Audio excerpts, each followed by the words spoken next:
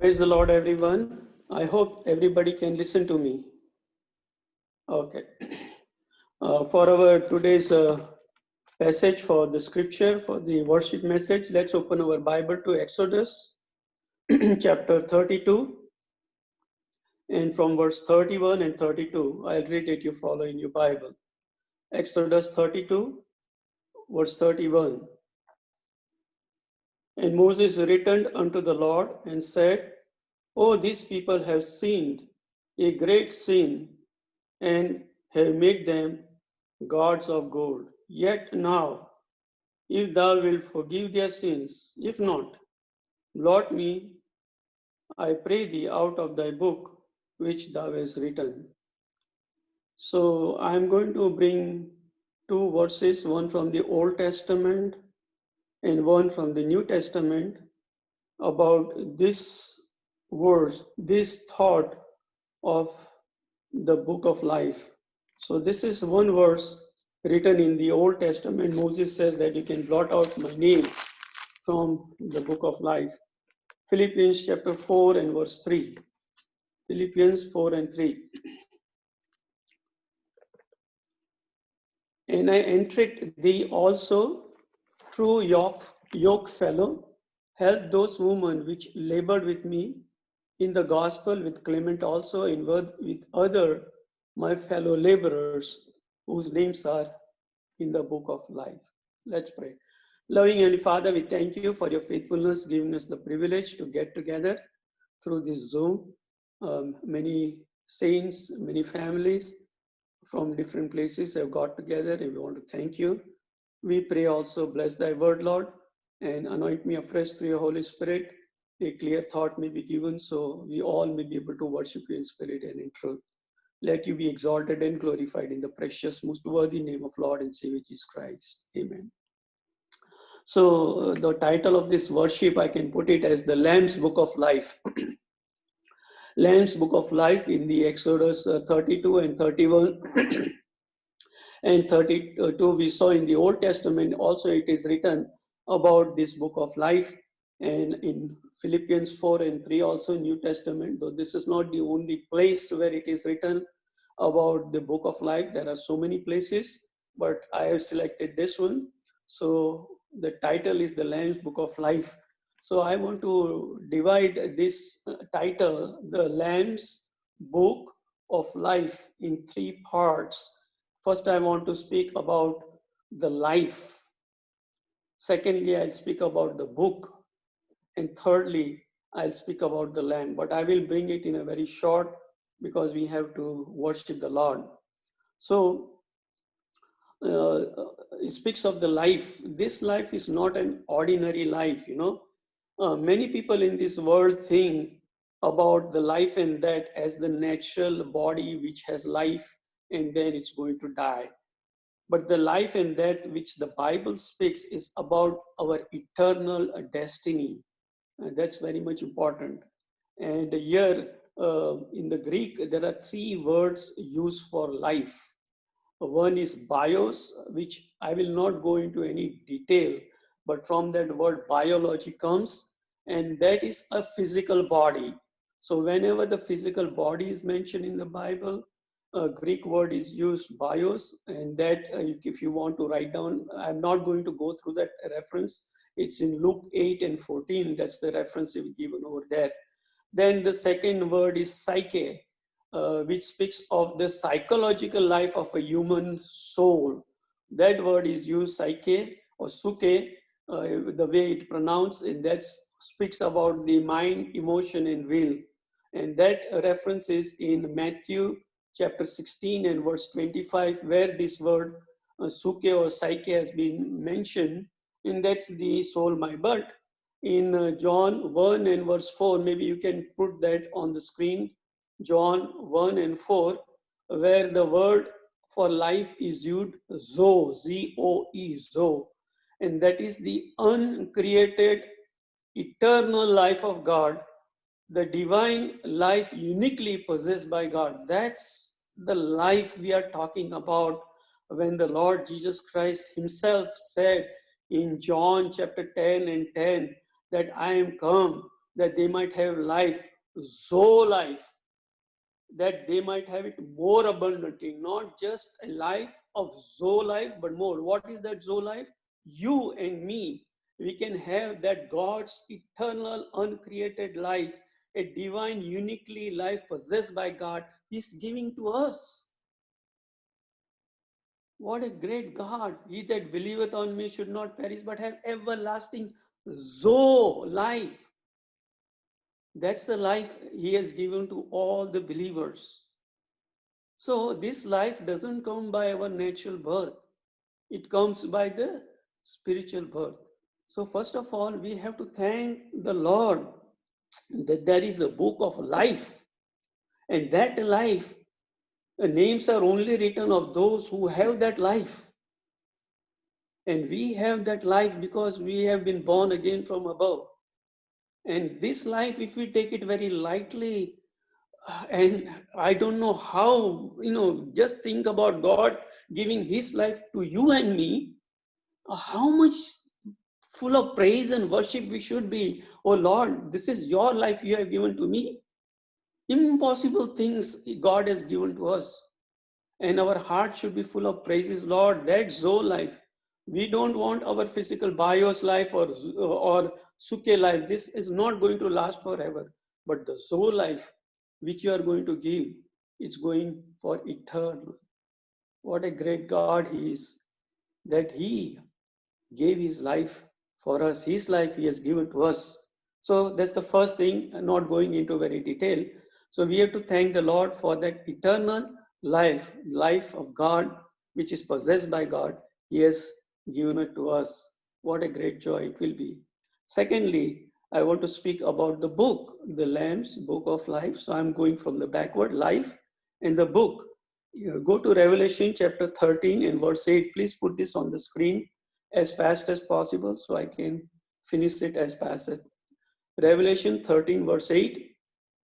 And all that dwell upon the earth shall worship him, whose names are not written in the book of life of Lamb. And all that dwell upon the earth shall worship him, whose names are not written in the book of life of Lamb slain before the foundation of the world. So here also it speaks about the book of life, and that is all the Lamb. Then we go to 17 and verse 8. Wait a minute, Revelation 12 and 8. Let me go to Revelation 12 and 8, please.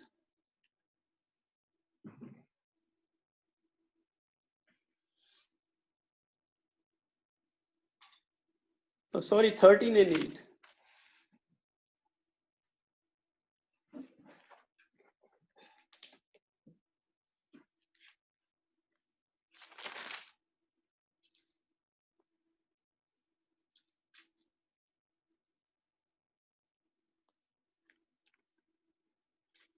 All right, so also go to 17 and verse 8, please.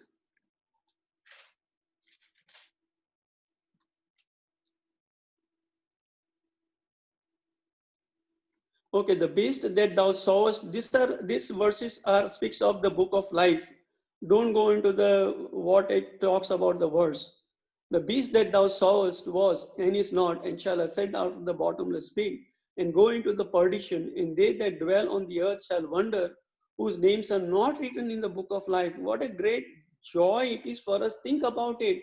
There are many, many, many whose names are not written in the book of life. We saw in two verses in 13 and 8 and 17 and 8, 17 and 8 that whose names are not written in the book of life.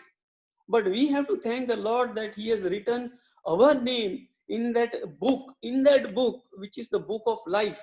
And we want to thank and praise the Lord for that. Chapter 20 in verse 12. Chapter 20 in verse 12. And I saw the dead, small and great, stand before God, and the books were opened, and another book was opened, which is the book of life. And the dead were judged out of the things which were written in the books according to their work. So again, here it speaks about the book of life. This book is very much important. You see, in Old Testament, Moses understood that there is a book And where those who have this life of God, their names are written here. And here, the names are not written there. They will be cast into the eternal hellfire. Chapter 21 in verse 27. And there shall be no wise enter into it anything that defileth, neither whosoever worketh abomination or maketh a lie, but they which are written in the Lamb's book of life. In the previously we saw Revelation 13:8, Revelation 17:8, and Revelation 20 and 12, whose names are not written.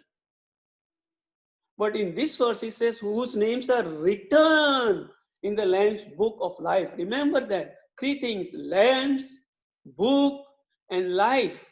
So we saw that life, which is an eternal, uncreated life, which the Lord has given us. But this are having those whose names are written in the Lamb's book of life. In that book, these names are written. We have to thank and praise Lord. Oh, I thank you not only for the life given, but that book is there where my name is there. And I want to thank and praise the Lord.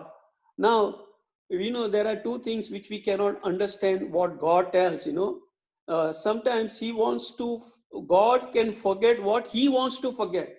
Now, can we understand anytime how God can forget whatever we have done or the things in this world? Impossible it is with God to forget. But if he wants to forget certain thing, he will do. See, Psalm 38 verse 17. Psalm 38 verse 17. What a great joy it gives us. I'm sorry, it's Isaiah 38 17. I get confused many times, but Isaiah 38 17. Behold, for peace I had great bitterness. But thou hast in love to my soul delivered it from the pit of corruption, for thou hast cast all my sins behind thy back. What does it mean? I have cast it behind my back as if I don't want to see it, I don't want to remember it. When God doesn't want to remember and forget, he's going to do that. What a great joy. Your sins forgiven, but he wants to forget about it also. What a great joy it is for us. Then Micah chapter 7 and verse 19. Micah chapter 7 verse 19. He will turn again and he will have compassion on us. He will subdue our iniquities, and thou will cast all their sins in the depth of the sea. All the sins in the depth. That's what he wants to forget. He forgets. Your and my sin, he forgets. He doesn't want to remember at all, because he has, by his precious blood, forgiven all our sin. Now, but he does not want to forget the one made righteous, which he purchased by his blood. He doesn't want to forget those who are made righteous. 2 Corinthians chapter 5 and 21 it says, 2 Corinthians chapter 5 and 21, we are made righteousness of God. 2 Corinthians, for he had made him to be sin for us who knew no sin, that we may become the righteousness of God. We have become the righteousness of God. So what happened? Things which he doesn't want to forget, he will not forget. And things which he want to forget, he will forget. He forgot our sins, but he will not forget us whose sins, who have been made righteousness of God. Isaiah 49 verse 15 and 16. First, he wants to forget all our sins, throwing behind the back, putting in the depth of the sea, as if he have forgotten about everything. But now he doesn't want to forget certain things of who were made righteous. Can a woman forget her sucking child, that she should not have the compassion on the son of her womb? Yeah, they may forget, yet I will not forget thee. Behold, I have graven you upon the palms of my hand. Thy walls are continually before me. What a great, on the palms of his hand, he has graven that nail-pierced mark. He says, I will never ever forget. Since he has forgotten. But now we are made righteousness of God given to us. He says every time he sees that nail-pierced hand, he will remember Sudhir. He will remember, put your name there, and he will remember you. He doesn't want to forget that. What a great God. There are things which he wants to forget, And there are things which he doesn't want to forget, and that is you and me, whom he has given righteousness to us. Now, there is a book. Now, we don't know how in Revelation we see there are a lot of books are there. You see book and books are there. Now, whether that is a symbolic one or whether there are literal, we cannot say. Only the God in time to come we will know about it. But it is certainty a way of putting in vivid illustration form to just to remind us this great truth of God's remembrance in the book of life. God remembers us. He says, I will never forget. There is two things, either you forget or that you remember. But the God wants to remember us. You know, if I want to get my birth certificate, what I will do is I will go to my country back where I was born. I will go to the Department of Health. I will find out somebody who is in charge of all the records, and I will tell I am so and so. I was born over here. This is my name, and will you please give me the birth certificate because I don't have one. So that person in the old times, nowadays there are computers. Still, they would go to the record to find out. But in the old times, there was no computer.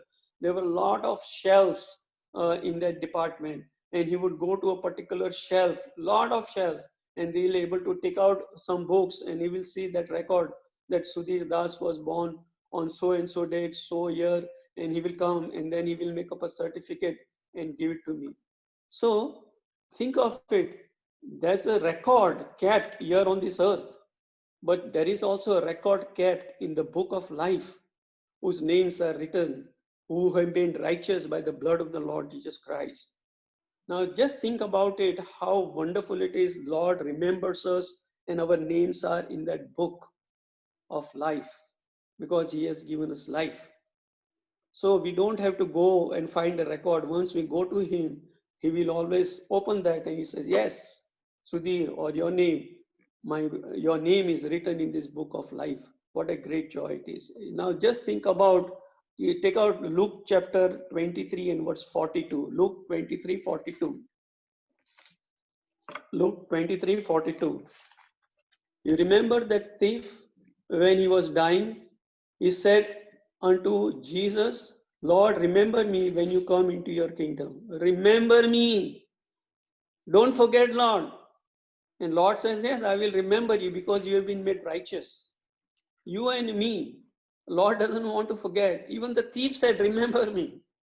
Lord wants to remember, and that's why He has written our name in the book of life. It's not that He is going to forget, but He wants to remember writing in the book of life. It is something to be remembered in the kingdom of God. So our names are enrolled in heaven. And that's why I don't want to go into detail, but if we go Revelation 22 and verse 19, Revelation 22 and 19, and if any man shall take away from the word of the book of this prophecy, God shall take away his part out of the book of life and out of the holy city from the things which are written in this book. Now see the connection between the book of life and the holy city. He says, God shall take away his part out of the book of life and out of the whole. That means book of life and the holy city is joined together. So we want to thank the Lord. I won't go into details. Hebrews 12:22-24 also talks about our names written and speaks about the city. So Jerusalem is the one whose city. We want to thank the Lord that this life is not only just the content that it's an eternal life, but this life is connected with the holy city, the Jerusalem, which is from above. We want to thank and praise you. So I want to just end there for the book. We saw the live book, and I want to speak about a lamb little bit where we can worship.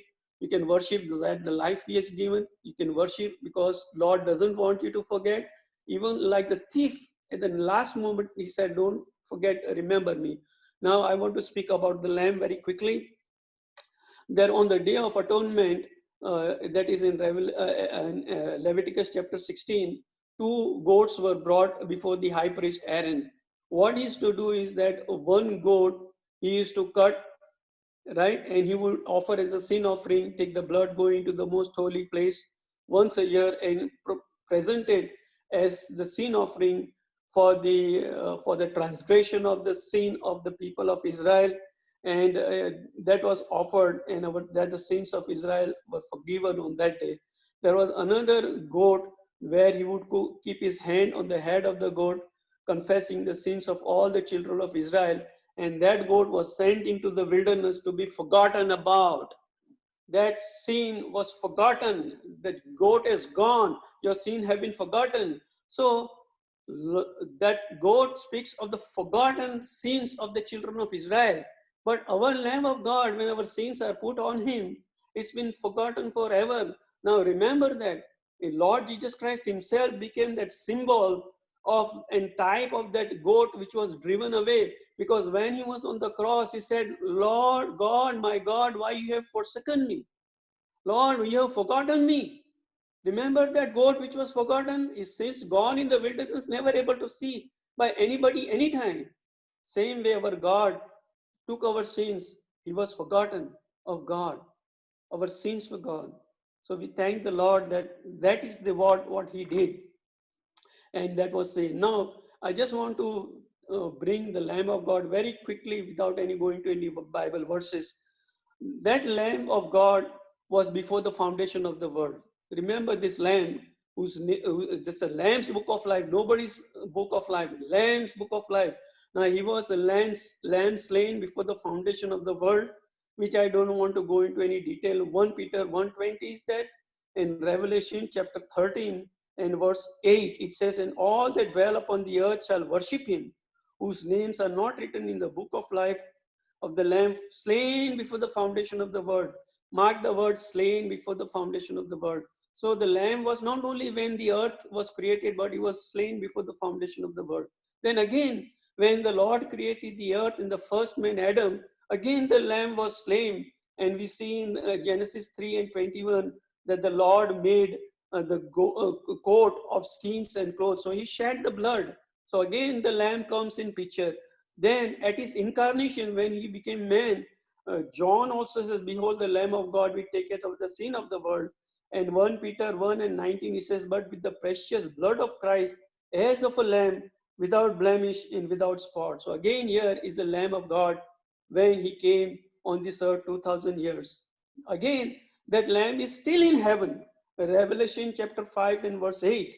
And when he had taken the book, the 4 beasts and 20 elders fell down before the Lamb, having every one of them harp and golden vials full of odors, which are the prayer of the saints. So here we see all of them falling down before the Lamb and praising and worshiping the Lord. So in 5 and 12 also says, saying with a loud voice, worthy is the Lamb being praised in heaven. Lamb before the foundation of the world, slain before the foundation of the world. When Lord created the earth, first thing, Adam sinned, a goat was killed, blood was shed, and through that his sins were forgiven. Then when he came on this earth, he literally became the Lamb of God which taketh away the sin of the world. After he died in heaven, still is the Lamb of God being praised and worshipped. So without going into detail, I just want to thank the Lord. When I was thinking on this, I said, Lord, that life, when even I think of that life, we can speak on that life all our life and we will never be exhausted, because that life is eternal, uncreated life which God possesses. He has given to us, Zoe life. Remember that book. If you are born again, you can never forget of worshiping, because in that book, that is a record of all those who are born again. Our names are written there. And also he will never forget. Our sins he will forget, but not us who are made righteous. And the Lamb, remember, the Lamb is from eternity to eternity. Before the foundation of the world, even in eternity, he is still the Lamb. So let's go to praise with this thought.